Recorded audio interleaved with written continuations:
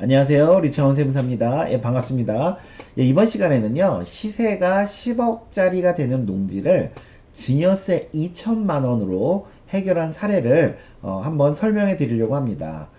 일단은 이제 이거는 제가 실제 상담한 내용입니다. 어떤 이제 나이 드신 실제 그 농사를 평생 지신 분께서 오셔서 이제 이런 상담을 하는 거죠.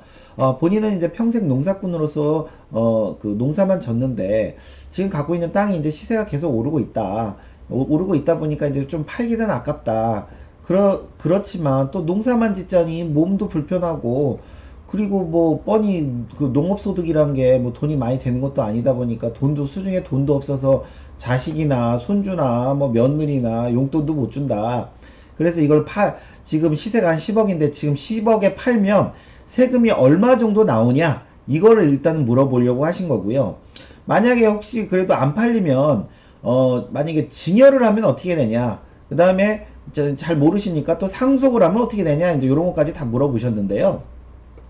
만약에 이제 농지가 팔리면 이제 자식이나 손자들에게 일부는 주고 일부는 본인께서 이제 편히 좀 쓰면서 살고 싶다라는 이제 그런 내용인데 일단은 이제 내용을 제가 충분히 파악을 해서 제가 일단은 먼저 이런 제안을 했습니다. 이거 굳이 다른 사람한테 꼭 팔아야 되는 게 아니고 계속 이게 시세가 오를 것 같으면 자녀한테 주는 게 낫지 않겠습니까?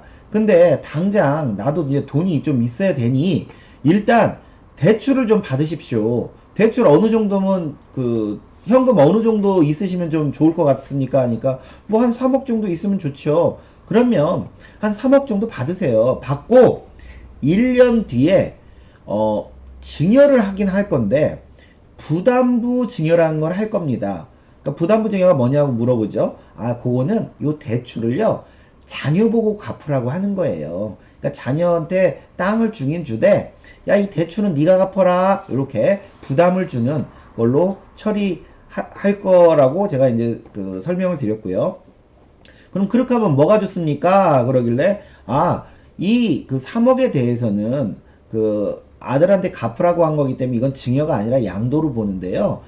대출 부분은 양도로 보는데 우리 그 어르신께서 평생 농사만 지셨기 때문에 세금을 1억 원까지 감면이 됩니다. 거의 안 냅니다. 양도 부분은.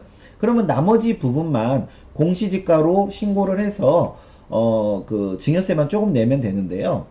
근데 이제 꼭 1년 뒤에 해야 되냐? 이제 이거에 대해서는 보통 제가 대출을 받으면 그 감정을 또 받게 돼 있다 보니까 좀 안전하게 하기 위해서 여유 있게 법에서 정한 한 9개월보다 더 안전하게 한 1년 정도 뒤에 처리를 하자고 했고요.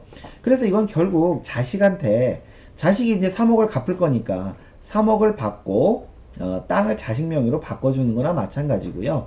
그리고 그 증여하고 나서 거기서도 또 아버님이 조금씩 뭐 농사로 소위를 하면 되지 않겠습니까? 이제 그런 얘기를 했고요. 그 다음에 대출 받은 돈으로 그동안 이제 손주나 며느리들한테 뭐 용돈 못 줘서 좀 서운해 좀 아쉬웠다라면 이거 그 대출 받은 3억으로 좀 용돈 주십시오. 법에서 정한 세금 안 내는 금액까지는 주셔도 되니까 주시고요. 그 다음에 단 근데 중요한 게 있습니다. 그 증여한 자식들한테는 절대 돈 주지 마시라고 했어요. 왜냐면 이 부담부 증여라는 것은 이 대출받은 돈이 다시 자식들한테 즉 증여받은 자식들한테 그 돈이 흘러가는지를 5년간 세무서에서 사후관리하니까 절대 자식들한테 돈 줄 생각은 하지 마시라 그렇게 신신당부했고요. 이 방법은 결국은 전업농의 경우 소유한 농지를 자식한테 저가로 저가로 어떻게 보면 명의 변경하는 거나 마찬가지고요. 이런 경우 절세가 많이 됩니다. 그래서 이렇게 설명을 드렸고요. 이거를 이제 좀 구체적으로 한번 수치적으로 보자면 이렇죠.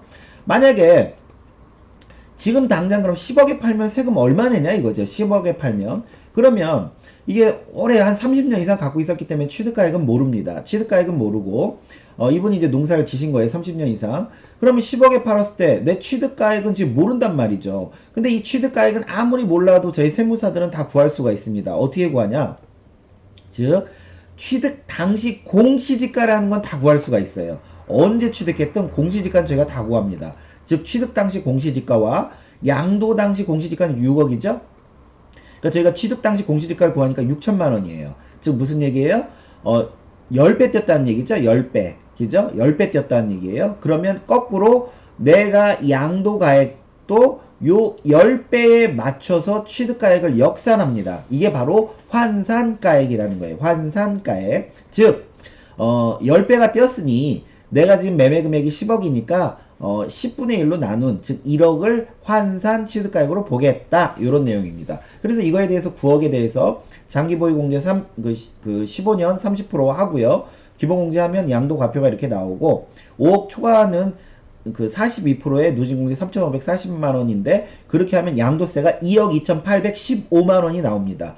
그런데 저희가 8년 이상 농사 지신 분들은 1억 원까지 세금을 감면해줘요. 그럼 1억을 감면받으면 낼 세금은 얼마예요? 1억 2,815만 원이고 10% 주민세가 꼭 붙습니다. 그래서 토탈 내야 할 세금이 한 1억 4,100만 원 정도를 납부를 하셔야 돼요. 뭐 이것저것 경비해서 한 1억 5천 나온다고 칠게요.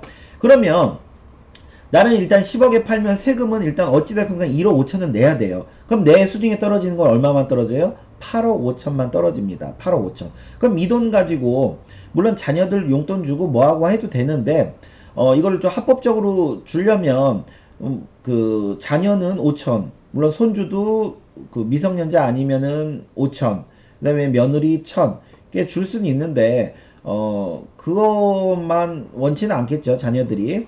그래서 뭐 또 현금으로 주고 어쩌고 했을 때 일단 증여 문제가 발생할 수 있고요. 그 다음에 이제 지금은 다른 재산이 없기 때문에 뭐 상속 문제는 크게 걸리진 않지만 그 다른 재산이 있다면 추정 상속 재산, 즉 부동산을 처분하고 처분한 그 현금들이 사라졌을 경우 추정 상속 재산의 문제도 있습니다. 그래서 지금 당장 팔았을 때는 하여튼 1억 5천이라는 세금이 나오고요. 이거를 당장 안 팔고 자꾸 시세가 오르고 있으니까 아들한테 주면 어떻게 되냐? 주면 어떻게 되냐? 즉 만약에 대출을 안 받고 줬다라고 한번 그 계산해 보면 일단 저희가 증여는 공시지가로 계산을 합니다. 토지 같은 경우는 공시지가, 뭐 매매 사례는 찾기 어렵고요. 뭐 감정 일부러 받은 게 없다라면 공시지가, 즉 6억으로 계산하면 됩니다. 6억에서 5천 뺀 5억 5천에 대해서 10억 원 이하니까 30%하고 누진공제 6천 하면 1억 5백이 증여세가 나오고요. 만약에 대출, 지금의 경우처럼 대출을 3억을 받으면 어떻게 되냐 이거죠. 그럼 대출은 이거는 자녀가 갚을 거니까 이건 중요한 게 아니잖아요. 그러니까 6억에서 3억은 빠지겠죠.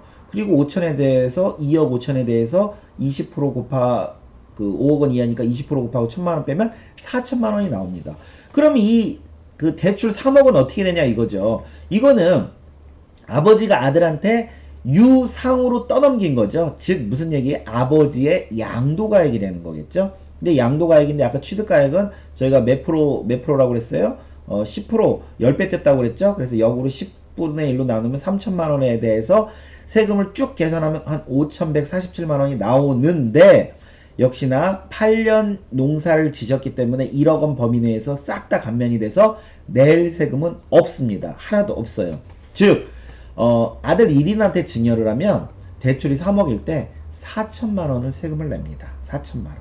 근데 지금 아들이 이분은 두 명이란 말이죠. 그러면 어떻게 하면 되냐? 대출이 없는 경우는 8천 나오고요. 만약에 아들 2인이다 그러면은 역시 마찬가지로 한 아들한테 3억 원 줄 테고요. 채무 3억 원 중에서 반 1억 5천 한 아들 큰 아들이 부담하고 그 다음에 5천만 원 공제하고 1억에 대해서 10% 하면 1천만 원. 그러니까 두 명이니까 2천만 원이 나오겠죠. 역시 마찬가지로 이 두 아들이 떠안는 채무에 대해서 아버지는 양도로 보기 때문에 역시 양도세 계산에도 낼 세금은 없고요. 즉 아들 두 명한테 부담부 증여를 통해서 증여세를 2천만 원만 내고 끝낸 케이스입니다. 근데 이거를 더 줄이고 싶으면 어떻게 하면 돼요? 더 줄이고 싶으면 저희가 분산 증여, 쪼개기 증여를 하면 더 증여가 됩니다. 즉 무슨 말이에요?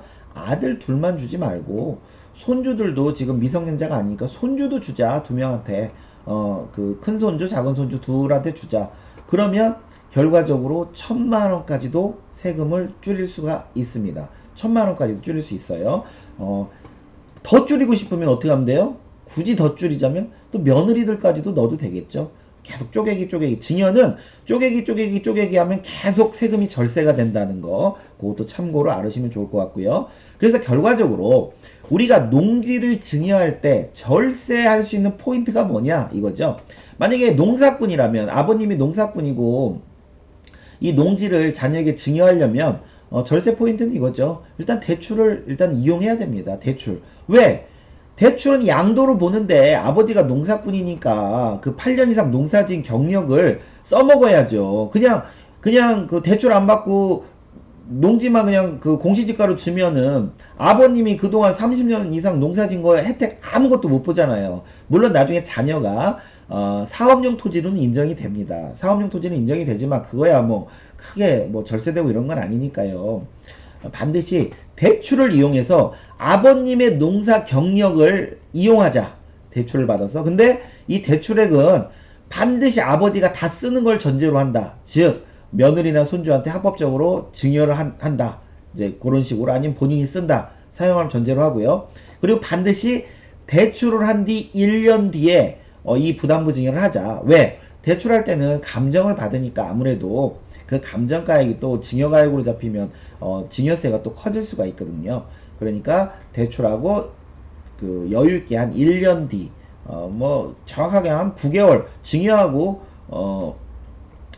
그, 하여튼 여유있게 1년 뒤로 하는 게 좋습니다. 예, 1년 뒤로. 저희 법에서 정한 개월 수가 있긴 있는데요. 그냥 그런 거 무시하고 대출한 후 1년 뒤에 그 여유있게 부담부증여 하시고, 그 다음에, 수증인을 여러 명으로 분산 증여하면 추가 절세가 된다고 했죠. 즉, 무슨 말이에요? 그 아들 둘만 하는 게 아니라 손주도 넣고, 며느리도 넣고, 뭐 이러면은 더 증여가 될 수 있다. 그 다음에, 경우에 따라서 자녀가 이제 영농 자녀까지 된다라고 하면 그러면 증여세조차도 더 감면이 가능합니다. 네, 더 감면이 가능해요. 그래서 농지 같은 경우는 이런 것들 좀 명심하시면 좀 절세하는데 도움이 되실 거라 생각됩니다. 예, 오늘 수업은 여기까지 하겠습니다. 감사합니다.